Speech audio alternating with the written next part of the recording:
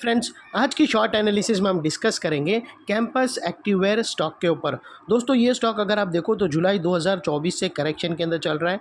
मोटा मोटी देखो तो दोस्तों 2.5 महीना पूरा इसने करेक्शन में बिता दिया और करेक्शन में भी दोस्तों इसने दोनों तरह का करेक्शन दिया, प्राइस वाइज टाइम वाइज दोनों। प्राइस वाइज करेक्शन के अंदर स्टॉक काफ़ी हद तक डाउनसाइड करेक्ट हुआ और टाइम वाइज करेक्शन के अंदर स्टॉक ने साइडवे कंसोलिडेशन किया, एक रेंज बना और अल्टीमेटली इसको ब्रेकआउट किया है। और फिलहाल ये स्टॉक को देखो तो दोस्तों यहाँ पर मल्टीपल पॉजिटिव फैक्टर्स एक साथ ब्रेकआउट हुए हैं, जिसके तहत ये स्टॉक करंट लेवल से अपसाइड में 10% रनअप के लिए रेडी है। लेकिन दोस्तों इसमें कोई भी हमारी बाय सेल होल्ड रिकमेंडेशन नहीं है। ये प्योरली एजुकेशन पर्पज से मैं अपना पॉइंट ऑफ व्यू आप लोगों के सामने शेयर कर रहा हूँ। कोई भी पोजीशन लेने से पहले अपने एडवाइज़र को एक बार ज़रूर कंसल्ट कर लेना। फ्रेंड्स, आप लोग देख सकते हो कि ये वो टॉप था जहाँ से करेक्शन स्टार्ट हुआ था और यहाँ से कुछ इस तरह से downward sloping parallel channel stock के अंदर बनी और जब तक स्टॉक ये डाउनवर्ड स्लोपिंग पैरेलल चैनल में था, स्टॉक प्राइस वाइज करेक्शन के अंदर फंसा रहा और यहाँ पर back to back lower lows hit हुए। दोस्तों अगर आप देखो तो पहला लोअर लोज यहाँ पर हिट हुआ, सेकेंड लोअर लोज यहाँ हिट हुआ और थर्ड लोअर लोज यहाँ हिट हुआ। और जैसे ही दोस्तों ये downward sloping parallel channel upside में ब्रेकआउट हुई, इसने मल्टीपल हायर हाइज को एक साथ ब्रेक करके उसके above high volume sustain closing देकर कंफर्म कर दिया, करेक्शन कंप्लीटेड। यहाँ पर दो बड़ी चीज़ एक साथ हमें मिली दोस्तों। पहला तो इसने डाउनवर्ड स्लोपिंग पैरेलल चैनल को अपसाइड में ब्रेक किया, जिसकी वजह से जो straight downside price wise correction आ रहा था वो अल्टीमेटली रुक गया। और सेकेंडली इसके अंदर जो लोअर लोज हीट होने के जो सीक्वेंस थे वो स्टॉप होके उसके अगेंस्ट में इसने first time higher highs register किया, जो हमें कंफर्म करता है कि स्टॉक के अंदर बॉटम लग गई है, करेक्शन कंप्लीटेड, ट्रेंड इसका चेंज हो चुका है, करेक्शन का ट्रेंड बाई साइड की तरफ शिफ्ट हो चुका है। अनलेस एंड अनटिल यहाँ पर कोई नया लोअर लोज ना मिले या फिर पुराने लोअर लोज के नीचे क्लोजिंग ना मिले, तब तक हम यही मानकर चलेंगे कि बॉटम लग गई है और करेक्शन कंप्लीटेड। और दोस्तों बात कर लेते हैं यहाँ पर डाइवर्शन की। तो दोस्तों अगर मैं आप लोगों को MACD डालकर दिखाऊँ तो यहाँ पर हमें क्लियर पॉजिटिव डाइवर्शन मिलता है।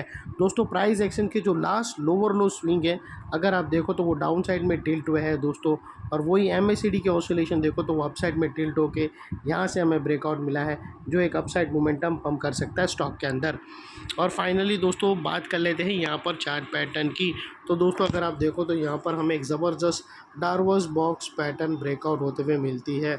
यहाँ पर एक पैरेलल एक रेंज ब्रेकआउट पैरेलल चैनल की मिलती है और उसकी जो नेकलाइन निकल कर आती है दोस्तों वो तकरीबन 297 के आसपास आती है, जिसको हम येलो में कर देते हैं। और दोस्तों ये जो इनसाइड रेंज है पैरेलल चैनल की दोस्तों, ये बॉटम की, ये अगर आप देखो तो तकरीबन 10% की है, जो ये नेकलाइन से ब्रेकआउट होने के बाद अपसाइड सस्टेन मूव रिज्यूम करेगा तो 10% तक रनअप देगा। और दोस्तों वो लिहाज से दोस्तों स्टॉक का जो अगला टारगेट निकल कर आता है वो 325 रुपीज़ का आता है।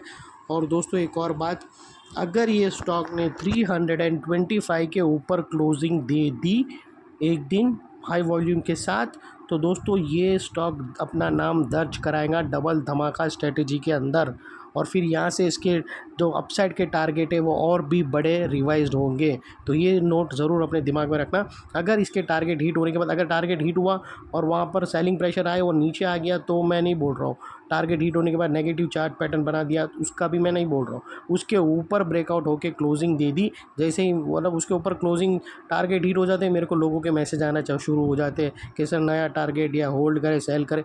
नो डाउट दोस्तों आप लोग करते रहना मैसेज, मैं कुछ भी बुरा नहीं लगाऊंगा और आपके हर रिप्लाई का मैं जवाब दूंगा। लेकिन दोस्तों जैसे ही टारगेट के ऊपर क्लोजिंग आई तो फिर दोस्तों ये डबल धमाका के अंदर एंटर हो जाएगा और फिर इसके टारगेट और भी अपसाइड में रिवाइज्ड होंगे। और सेकेंडली दोस्तों ये टारगेट अचीव होने से पहले बीच में कुछ रेजिस्टेंस है जो ये स्टॉक फेस करेगा। यहाँ पर एक गैप है दोस्तों, वो गैप एक रेजिस्टेंस का काम करेगा, वहाँ पर एक सेलिंग बैठी है जिसको अपसाइड में जाते टाइम उसको एब्जॉर्ब करना बहुत ही ज़रूरी है। और दोस्तों बात कर लेते हैं यहाँ पर स्टॉप लॉस की। तो दोस्तों यहाँ पर मल्टीपल ऑप्शन अवेलेबल है, आप अपने एडवाइज़र को पूछकर ATR की हेल्प ले सकते हो स्टॉप लॉस रखने में, या फिर फर्स्ट ब्रेकआउट कैंडल के लो के नीचे क्लोजिंग बेसिस पे डेली क्लोजिंग बेसिस पे स्टॉप लॉस रख सकते हो। या फिर दोस्तों ये जो पैरेलल चैनल है उसकी जो मिड रेंज है वो एक 50% है वो पैरेलल चैनल का, और उसके वो भी एक इम्पॉर्टेंट सपोर्ट है, उसके लो के नीचे क्लोजिंग बेसिस पे भी रख सकते हो। लेकिन दोस्तों आप लोगों को इतना मेक श्योर करना है कि आपका risk to reward ratio at least 1:2 या मिनिमम 1:1.5 के आसपास आराम से फॉल होना चाहिए। यहाँ पर अगर आप रिस्क टू रिवॉर्ड रेशियो देखो तो आपका रिस्क का एरिया फ्रेंड्स इतना रहेगा और रिवॉर्ड का एरिया दोस्तों इतना बड़ा है, तो ये ऑलमोस्ट 1:2 1:1.5 के आसपास आराम से फॉल हो रहा है। और दोस्तों सेकेंडली नेकलाइन के पास का ये एरिया बहुत ही इंपॉर्टेंट एरिया बनकर खड़ा है, क्योंकि अगर आप देखो तो मल्टीपल पॉजिटिव फैक्टर्स यहाँ पर एक्शन में आते हुए मिले। यही एरिया पे दोस्तों downward sloping parallel channel upside में ब्रेकआउट हुई, यही एरिया पे लोअर लोज हाई राइज में शिफ्ट होते हुए मिले, यही एरिया पे MACD के through clear diversion positive breakout होते हुए मिला, और यही एरिया पे दोस्तों पैरेलल चैनल ब्रेकआउट हुई। तो दोस्तों वो लिहाज से जो एरिया अभी तक एक स्ट्रॉन्ग रेजिस्टेंस था वो अल्टीमेटली स्ट्रॉन्ग सपोर्ट बनकर खड़ा है। और इन केस अगर स्टॉक अपसाइड गया और टारगेट से पहले कहाँ पर भी सेलिंग प्रेशर फेस किया और वापस वो नेकलाइन को रीटेस्ट करने आया ये वाले एरिया को, और रीटेस्ट के टाइम पे दोस्तों नेकलाइन का यही एरिया सामने आके एक स्ट्रॉन्ग सपोर्ट का काम करेगा और स्टॉक को इधर अपसाइड में पुश करेगा या साइडवे कंसोलिडेशन में।